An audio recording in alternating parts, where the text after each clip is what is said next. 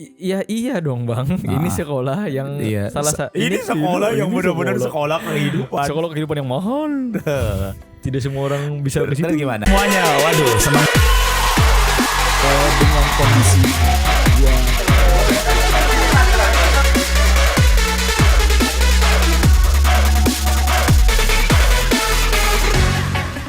Yuk balik lagi bersama saya dengan Rolis Firman di dalam Artok. Sebuah program kesayangan kita tentunya. Kalau misalnya kita episode yang lalu kita ngobrol dengan KL banyak hal tentang roller coaster dalam kehidupan. Di episode kali ini kita akan lanjut part 2-nya ya. jadi lebih dalam nih ceritanya bang. Iya.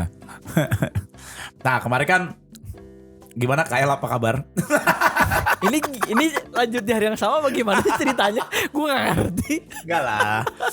Nah minggu lalu itu kan kita berarti kan di waktu itu kan lo kan ceritakan bahwa waktu itu lo sempat ngalamin sebuah pekerjaan, ada sebuah pekerjaan yang income-nya sangat bagus. Betul. Gitu kan. And then kemudian tapi ada sebuah kendala terpaksa lo harus sekolah selama 9 bulan. Betul. Sebuah angka yang sangat profetik gitu ya. Betul. Seperti 9 bulan dikandung kembali dan dilahir begitu keluar lulus dari sekolah itu menjadi sebuah ciptaan yang baru. Betul. Nah, gue mau nanya kayak gini, gue lebih tertarik itu bukan masalah kenapa lo masuk ke situ sekolah itu, kenapa lo memilih sekolah di situ. Gue gak milih. Oh gak milih ya? Milih. Dijeblosin gue bang. Dipaksa di sekolah di situ ya? Iya. Gitu kan sama, gue juga dulu waktu STM gue sebenarnya nggak mau masuk STM bro. Tapi dipaksa kan? Sama orang tua gue. Tapi gue bersyukur, gue dipaksa sekolah STM, gue mengalami banyak sekali proses dalam kehidupan yang mendewasakan hidup gue akhirnya. Sesuatu yang keras itu membuat lu kuat kan? Yes bro. Betul. Waktu itu gue nggak pernah mau masuk STM, kenapa? Ini gue cerita sedikit karena waktu itu di STM itu nggak ada ceweknya. Oh. Sejujurnya. Udah gitu gue. Jadi sebenarnya lu jiwa-jiwa pacaran itu dari kecil. Bukan jiwa-jiwa pacaran. Oh bukan. Buat gue kayak gini, gue ini adalah orang yang sangat suka belajar. Oke. Tapi gue butuh motivasi. Motivasinya begitu gua saat lihat, itu perempuan. Bukan. Saat itu. Bukan. Gue waktu itu nggak ngerti kalau misalnya satu perempuan. Begitu gue lihat di kelas gue isinya laki-laki semua, stres gue. Oke. 3 tahun bro. Tapi siswinya cuma 2 orang. Tapi SMP lu normal kan? Normal. STM-nya yang cowok semua. Cowok semua. Nah tapi gue bersyukurnya adalah pada waktu kita dimasukkan ke dalam sebuah proses ternyata itu mendewasakan. Betul. Tuhan izinkan gue di STM itu nakal. Gue orangnya nggak suka berantem dari dulu. Tapi kenapa lu masuk STM? Kan Dipaksa. STM terkenalnya adalah tukang ribut nih hampir kan. hampir setiap Sabtu. Nah, lu berarti tawuran juga? Yes. Katanya lu gak suka ribut tuh gimana? Harus komitmen Terbentuk. Bang. Oh oke. Waktu gue sekolah di STM itu mau gak mau kan seperti firman Tuhan mengatakan bahwa kebiasaan pergaulan yang buruk merusak kebiasaan yang baik. Iya. Jadi akhirnya waktu itu kebentuk. Padahal gue gak cukup punya nyali. Tapi jadi berani. Tapi jadi ya gara-gara Karena pertamanya rame-rame ikut-ikutan. itu. Yes. Gitu kan. Tapi ternyata itu adalah sebuah proses Tuhan dalam hidup gue untuk mendewasakan gue. Dan di STM itu gue ketemu sama Tuhan dan gue mengalami yang namanya lahir baru. Berarti lu SMA? Bertobat. Istilahnya lah. Apa tuh? Umur SMA. Iya waktu itu. Okay. Nah dan gue bersyukur buat segala suatu proses yang terjadi dalam hidup gue. Nah lo kan juga kan punya sekolah nih selama 9 bulan. Nah gue sangat tertarik dengan bagaimana cara Tuhan itu memproses hidup lo. Boleh diceritain gak bro? Iya. Gue ceritain cepet aja ya. Cepet aja. Oke. Dari kita, awal. Kita punya waktu 20 menit. Oke. Dari awal gue masuk. Gue itu. Ya semua orang pasti gak pernah di sekolah itu lah. Nah, gak ada yang mau. Gak ada yang mau. Gak ada yang siap. Gak ada yang willingly ke situ. Nobody. Oke. Hari pertama sampai anggaplah seminggu itu dalam pikiran, dalam hati itu udah gundah gulana, udah hancur, udah nggak tahu harus ngapain. Coba kontak sana sini, telepon sana sini untuk bisa ngeluarin dari sekolah itu. Untuk bisa lulus secepatnya mungkin. Lulus secepat mungkin. Kalau bisa tes, bayar cabut. Nah, tapi tiba-tiba gone semua. Semua backingan, semua bantuan, orang-orang penting, semua yang bisa diharapkan gone with the wind. Gone with the wind. Jadi gue di situ belajar bahwa siapapun lu merasa lu punya backingan nih, lu merasa lu punya backup, lu merasa lu punya orang yang nge-cover lu atau kayak gimana, itu nggak cukup, gitu loh. Itu nggak cukup, nggak bisa lu andalkan itu di setiap situasi lu. Yang bisa lu andalkan di setiap situasi lu adalah Tuhan. Weh, mantap gak? Keren banget gak? Bro. Keren banget gila emang keren banget emang. Oke lanjut. Nah terus mulailah seminggu. What happened? Seminggu 2 minggu pertama itu hancur kan. Setelah itu gue udah sadar tuh, ya udahlah gue udah mulai sedikit pasrah. Karena lu udah gak punya kekuatan apa-apa lagi. Udah istilahnya udah gak punya pilihan bro. Udah benar-benar istilah kata udah kayak dead body gitu. Iya, lu udah kayak di sudut, lu nggak bisa kanan, nggak bisa kiri, ya tunggu tuh tembok jebol. Udah lu nggak bisa manjat. Dan siapa yang bisa jebolin itu tembok? Nggak bisa dong. Lu nggak punya pilihan apapun. Coba lu dalam hidup lu nggak pernah nggak punya pilihan. Ya. Ngerti kan maksudnya? Gua ngerti. Itu benar-benar nggak punya pilihan dan lu nggak tahu harus gimana. Dan ada cost yang harus berjalan. Gitu. Karena kan sekolahnya tadi gue bilang gak gratis kan. Iya dong. Indokos aja bayar. Ini bayar harian. Bayar harian. Mahal sekali. Akhirnya gue mencoba untuk pasrah. Tiba-tiba ya memang gimana ya, Tuhan itu selalu punya jalan lah. Intinya gue diamankan sehingga gue ada yang bayarin sekolah gue. Harian gue ada yang bayarin. Makan gue ada yang bayarin. Nggak mungkin gue ngandalin dari ayah, dari bunda, dari teman-teman gue. Tidak mungkin. Karena nggak cukup. Gitu. Jadi walaupun gue ada di titik itu, ya Tuhan tanggung jawab. Intinya gitu loh. Itu yang gue tangkap di awal-awal. Jadi ada beberapa fase nih. Betul. Nah, kayak catur bulan aja ya. Betul. Nah, gue di sekolah itu ketemu temen yang kurang lebih hampir sama kayak gue. Ini begitu udah ditolong nih di fase 1. Ditolong, ya. Masuk fase 2 dong. Fase 2. Ya. Dia memberikan sebuah Alkitab. Gokil banget gak? Mantap kan? Gue jadi baca dong nih. Yang gue baca itu pertama kali gue ingat banget adalah Amsal. Gue abisin Amsal, udah habis balik lagi. Abisin Amsal, balik lagi. Gue baca Amsal, gue puter-puter terus. Sampai gue tidur cuman ya 4 jam lah paling lama. Karena bener gak bisa tidur. Terus gue baca Amsal terus sampai akhirnya gue merasa di situ I make peace with that. Jadi ya mau nggak mau gue jalanin deh. Gue lulus, gue tunggu sampai gue lulus deh. Yang lo nggak tahu itu kapan? Ya saat itu nggak tahu. Belum tahu kapan? Belum tahu. Waktu itu sih berita kelulusannya dikabarkan masih sekitar 4-6 tahun. Berita kelulusannya? Iya, berita kelulusannya. Wah, itu udah semester berapa? Wah, merinding. Itu sampai bulu-bulu telapak kaki merinding. S8 itu. Lebih lah. 6 tahun. Gila. Terus akhirnya menjalani hari demi hari seperti normal. Nah, Tuhan gimana ya? Tuhan itu kayak menaruh gua di situ di posisi paling rendah. Gua memang semua dibayarin, semua gratis, dikasih makan dan lain-lain, ada favor, tapi gue juga harus menjadi pelayan di situ. Jadi pelayan gitu ya. Jadi babu gue di situ. Gue beresin buku-buku teman-teman gue. Padahal teman-teman sekolah sama-sama teman sekolah. Teman sekolah. Gue cuci sepatu teman-teman gue. Bahkan sampai gue yang disuruh-suruh, lu ke kantin lu beliin makanan. Lu kayak ini. Intinya gue jadi babu lah. Itu kan posisi paling bawah dong. Ngebersihin WC dan lain-lain gitu. Nah itu gue dari posisi itu tiba-tiba dipercaya menjadi orang yang memegang keuangan. Kayak Yusuf dong lo ya. Awalnya, ini belum selesai. Ini fase 2 nih. Kalau Yusuf kan jadi raja. Ini fase 2 ya. Fase 2 nih. Nah, gue dipercaya megang keuangan di kelas tersebut. Kan kelasnya ada banyak. Jadi bendahara. Terus setelah gue jadi bendahara, singkat cerita, pokoknya ini cerita cepet banget soalnya. Dan gue sedikit lupa. Singkat cerita, ketua kelas gue bermasalah. Ketua kelas gue ini intinya dia memainkan kas, curang. Nah, akhirnya nggak ada kandidat lain yang dipilih untuk menjadi ketua kelas.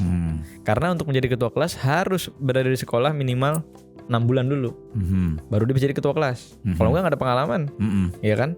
Tapi gue di bulan kedua mau nggak mau, suka nggak suka, diangkat jadi kepala kelas. Jadi ketua kelas. Jadi ketua kelas. Kalau ada yang masuk, memberi hormat gitu. Itu betul sekali. Saya yang memberikan, begitu loh. Diangkat lah ini ya. Betul. Saya bayar pajak, rutin bayar pajak setiap hari gitu bang. Jadi dari benar-benar posisi paling bawah dalam waktu 2 bulan diangkat jadi paling atas. Iya kayak Yusuf gitu ya. Privilege-nya adalah tidak bayar kelas. Oke. Semua mata kuliahnya dibayarin semua. Oke. Gitu. Itu fase kedua. Iya. Masuk fase ketiga nih. Lanjut nggak? Jumawa. Merasa sudah sangat nyaman. Jumawa. Sudah bahkan di situ bisa mencari pendapatan sampingan. Oh, dari jadi ketua kelas itu. Satu hari bisa ya paling banyak bisa dapat 2 juta 3 juta per hari. Jadi ketua kelas ya? Jadi ketua kelas. Jumawa abis itu. Cuma karena jujur gue di situ keras. Maksudnya macam-macam bantai-bantai nih, gitu. Ribut-ribut nih. Lo harus belajar yang benar. Iya, macam-macam sini. Nggak ada yang diundang ke sini kan? Gitu istilahnya loh. Nah, Jumawa masuk ke fase dimana jadi nyaman, titik nyaman. Udah nggak pernah baca Alkitab lagi. Udah nggak ngobrol lagi sama Tuhan. Udah merasa di atas. Udah merasa, oh ini kehidupan yang baru nih.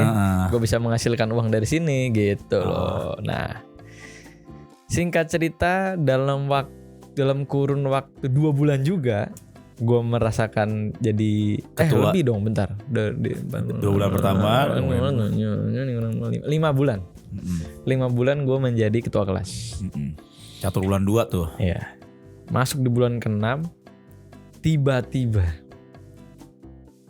nih ada pengumuman bagi murid-murid yang berbakat dipindahkan ke sekolah yang terbaik, yang paling the best, yang paling the best of the best. Dan lu ada salah satu yang berbakat.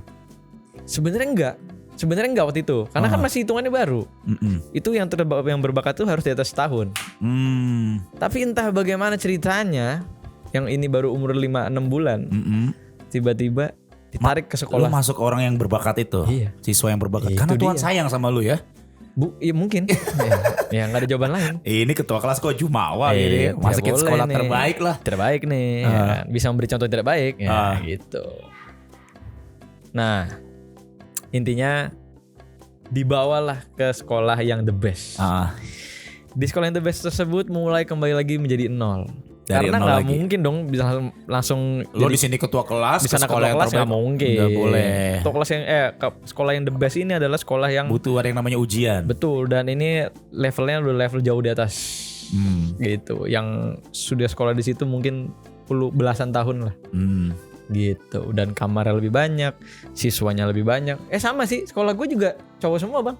Oh iya, sama itu. Iya, kalau sekolah yang itu kan emang nggak boleh dicampur. Nggak boleh. Iya. Bahaya kalau dicampur. Iya. Terus lanjut. Terus ini gue duduknya sampai bingung nih, nggak nyaman gitu. Ini harus ganti sofa kayaknya, Bang. Ya jangan dong. Biar lebih. Ya nanti tunggu sponsor masuk. Ayo mau sponsorin boleh.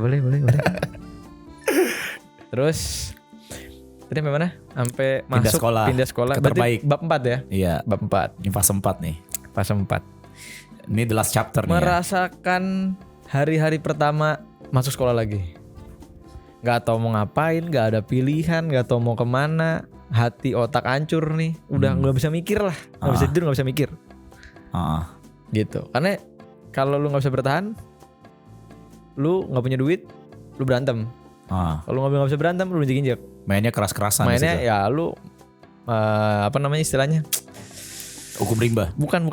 Mereka itu ada istilahnya. Mereka itu istilahnya cacing-cacing naga-naga. Gitu. Istilahnya gitu. Cicak-cicak buaya-buaya. Cicak buaya-buaya nih. Gitu. Gak ada yang tengah-tengah, gak ada.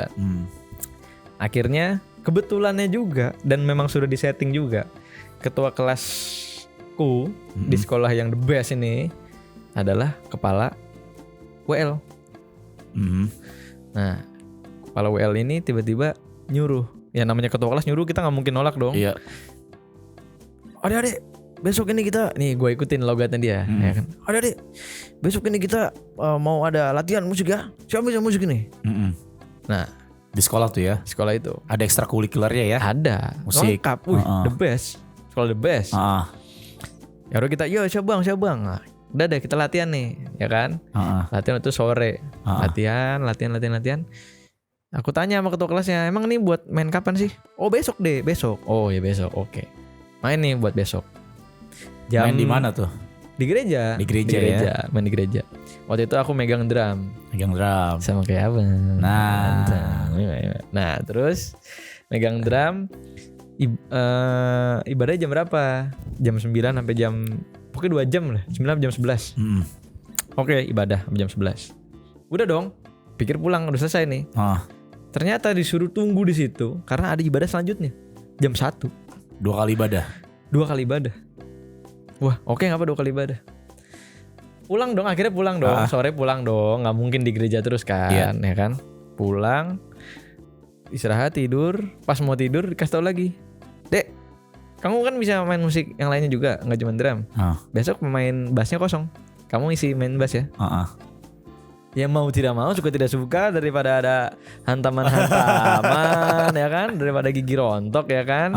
Ayo udah siap bang, oke. Kembali melayani di gereja tersebut. Itu bukan hari Minggu loh bang. Hari itu biasa. hari kerja. Ya. Karena sekolah kan nggak mungkin ada kerja. Iya. Sekolahnya kan Senin sampai Minggu. Betul. Dan 2 sesi lagi bang. 2 sesi lagi.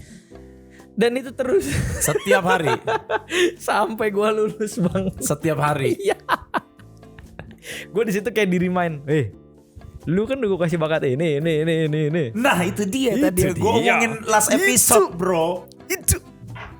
Akhirnya lu main setiap hari. Setiap hari. Melayani setiap hari. Drum bass. Ya drum bass doang betul. Sebenernya disuruh main gitar gak mau. Suruh jadi WL juga gak mau udah.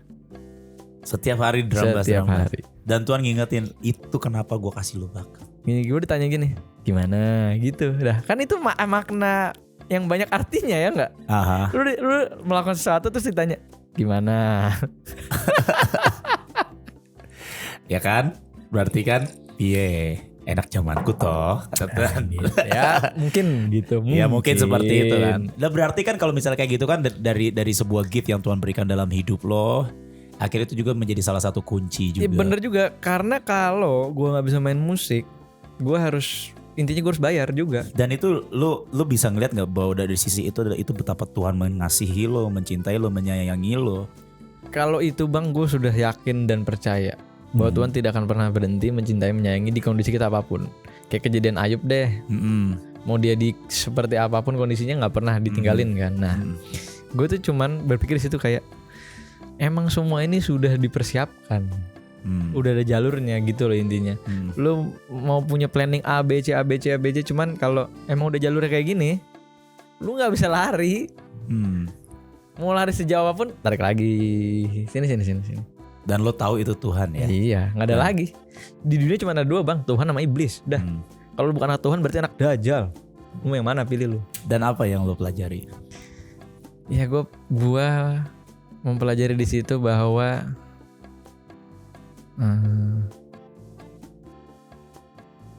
apa ya?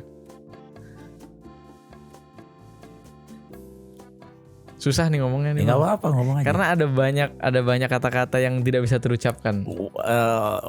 Ya salah satu aja deh yang paling lo pelajari yang lo tahu. Wah iya nih, gue belajar sesuatu yang ini. Ya, lu nggak bisa lari jauh dari panggilan lu. Gitu. Lu mau serusak apapun, tanda kutip ya, lu mau serusak apapun, mau sejauh apapun, kalau panggilan lu udah itu ya itu udah. Mau dimanapun lu berada, gitu bang. Dan lu bersyukur bahwa Tuhan masih panggil. Ya, dan Tuhan selalu mempersiapkan lu. Nggak mungkin lu dibawa ke medan perang tanpa dikasih senjata. Intinya gitu deh. Intinya lu nggak mungkin dibiarin mati sia-sia gitu loh. Gitu sih gua. Lu gak bisa lari dari panggilan. Gak bisa. Ya, mau sejauh apapun mau juga. Mau lu bayar, mau lu sogok gak bisa. Lu mendaki ke langit Tuhan ada. Lu turun ke lembah Tuhan ada. Betul. And then the last question. Apa tuh? Gak ada di situ. Gue harus lihat dulu lah. Gak ada. Nyontek dulu ya gak? Gak ada di situ. Okay, tadi kan itu kan. Ini kayak serius nih. Itu kan sesuatu yang lu pelajarin. Betul. Gitu kan bahwa lu gak bisa lari dari panggilan lo. And what next? Ya aku gak tahu bang. What is your decision? Tadi kan lu ngerti nih abis ini kan dari sini kan lu ngerti. Oh ya Tuhan, aku diingat kembali akan panggilanku. Nah, kira-kira. Tapi kan dari setiap pembelajaran itu kan kira-kira kan kita ini mungkin bisa jadi berkat nih buat teman-teman yang lain ya, bisa jadi inspirasi buat teman-teman yang lain dari pengalaman ini yang lo alamin di sekolah itu sampai akhirnya ada sebuah favor yang tadinya harusnya lo ngertinya diancam lagi kok diancam. Jangan dong diancam. Diinformasikan lulusnya selama 6 tahun lagi ke depan. Itu kan pasti kan stres banget gitu kan ya. Sangat stres. Gitu. And then kemudian dipotong sedemikian rupa sampai 9 bulan akhirnya lo bisa lulus dari situ dan ada sebuah pelajaran yang lo ambil. Betul. And then dari sebuah pelajaran itu kira-kira Oh ya terakhir. Dan gue tuh minta contoh. Bukan contoh, gue minta bukti deh. Kalau gue anggap itu dulu di sini tuh kayak ujian. Gue ngomong dalam hati gitu. Gue minta tanda dong. Ya kan? Kalau gue lulus, gue nggak mau bulat 9 bulan nih. Gitu. Which is itu lebih atau kurang? pokoknya gue gak mau 9 bulan aja. Dah. Dan gue keluar itu 8 bulan 15 hari. Jadi gue dipotong 15 hari. Wow. Gitu. Itu sesuatu yang tidak mungkin sebenarnya. Karena kalau lu sekolah di situ di bawah 1 tahun, tidak akan ada potongan. Gue udah tanya dari yang berkali-kali sekolah, gue udah tanya dari yang menjaga sekolah, gue udah tanya sampai guru-guru, sampai kepala sekolah gue tanya. Gak pernah tuh ada kelulusan dini gitu ya? Gak ada, kecuali dari pusat. Wow. Dan setiap kita bisa ngajuin, tapi akan selalu ditolak. Karena lu cuman, apalagi lu siapa sih lu? Gitu. Lu cuma setahun kok. Lu tunggu lulus aja lah, gitu loh. Nah ini gue dapat potongan 2 minggu. What do you feel? I feel so blessed, man. Gue pulang, gue nggak bilang ayah bunda lah. Mereka nggak tahu. Mereka taunya gue 9 bulan bro. Mantap nggak? 9 bulan aku baru lulus nih. Nah, gue keluar 2 minggu lebih cepat. Gue langsung siapin nih, gue mau planning apa nih. Gue datang ke rumah karena gue pegang, karena gue nyimpen kunci rumah kak. Jadi gue bisa masuk rumah kapan aja kan. Gue masuk, bunda lagi tidur nih. Gue masuk, serut. Wah, pecahlah nangis haru gitu loh bang. Halo ayah bunda gitu. Pasti tetap orang pertama kali yang lu cari adalah orang tua lu. Iyalah, orang yang paling lu kasihi. Iya. Nah lo kira-kira lu punya pesan apa nih buat teman-teman? Kalau lu nggak punya uang, sekarang lu masih gembel, masih kere nih, lu jangan coba-coba masuk ke sekolah gua. Udah. Jangan cari jalan instan. Jangan cari jalan instan. Gitu. Terusan gue. What should they do? Lu mendingan ngalir tapi gak aneh-aneh. Berdoa. Tanya Tuhan. That's all. Iya dong. Kalau nggak Tuhan tanya siapa bang? Emang supir taksi tahu? Iya, jangan tanya dukun ya. Jangan dong. nanti ada pesulap merah di sini. Emang udah pesulap merah nggak? Enggak lah. Oh, enggak. Ya, oke. Ini podcast terkenal loh ini. Enggak. Airtalk. Ya udah oke KL. Pokoknya gue wish you all the best man. Sama-sama bang. Gue mendoakan lo yang terbaik. Terima kasih sekali lagi sudah mengundang saya di sini. Iya, gue bersyukur lo. Terima kasih sekali lagi juga udah mau datang di sini sampai 2 episode. Oke. Lain kali kita kalau gue undang lagi, gue bahas yang lain-lain lah. Jangan bahas ini doang. Ya enggak. Ya ini kan adalah sesuatu apa ya? Ini kan adalah sesuatu yang orang lain mungkin gak banyak tahu. Yang gue juga mungkin walaupun gue udah tahu. Lu sempet cerita sama gue gitu kan. Kapan bang? Emang gue pernah cerita sama lu? Pernah di Bogor. Oh iya. Gue masukin dulu, gue keluarin lagi nih. Nih bang. cari empuk bang. Kayak gitu, I'm so blessed dengar cerita lo. Gue yakin juga pasti teman-teman yang lain yang lagi nonton Art Talk ini juga pasti sangat diberkati dengan cerita lo. Itu sedikit cerita dari gue. Ya pokoknya teman-teman ya, semua yang baik diambil, yang gak baik jangan diikutin. Betul. Ya biar bagaimanapun juga. Jadi kalau misalnya untuk mengambil bisnis, pekerjaan apapun juga, pastikan teliti. Ya, jangan cuma sekedar mengambil cara instan and then kemudian kamu harus sekolah di sekolah yang cari tahu dulu. Benar. Siapa gitu yang ya. kalian hadapi baru. Cari tahu dulu begitu. Oke, KL, thank you banget udah mau datang di Art Talk hari ini. One day akan diundang lagi. Oke. Ya. Ngebahas apa kita? Iya, ngebahas yang lagi trending aja kita bahas. Iya, gue pengen sih ngebahas yang lagi paling trending itu kalau nggak salah bagaimana caranya masuk untuk pelayanan di pedalaman Papua. Wah itu gampang. Ya nanti kita bahas. Gampang bang.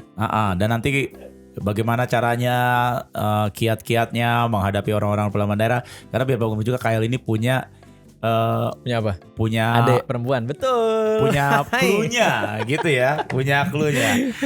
Oke, sekali lagi teman-teman, thank you banget buat yang udah nonton Art Talk 2 episode khusus spesial episode bersama dengan Mikael Cakrawala ya. Mantap. Kalau misalnya kalian senang dengan episode yang 2 episode kali ini, jangan lupa untuk di likes ya, dan juga video-video yang lain tentunya di likes. Dan kalau misalnya kalian merasa aduh I'm so blessed dengan segala cerita kesaksian daripada Mikael Cakrawala, jangan lupa untuk tulis di kolom komentar. Iya. Kalian mau kesaksian, karena saya percaya setiap kesaksian kita pasti akan ngeberkatin banyak orang. Dan jangan lupa untuk di subscribe Asia Zara Radio supaya nggak ketinggalan informasi-informasi daripada Asia Zara Radio. Ayo guys, bikin trending guys. Ya. Jadi don't forget to like, comment, and subscribe. Oke, saya Rolis Firman. Saya Mikael Cakrawala. Kami pamit diri dulu. Sampai ketemu di next episode. God bless you and bye-bye. Bye-bye. Semuanya, waduh, senang. Dengan kondisi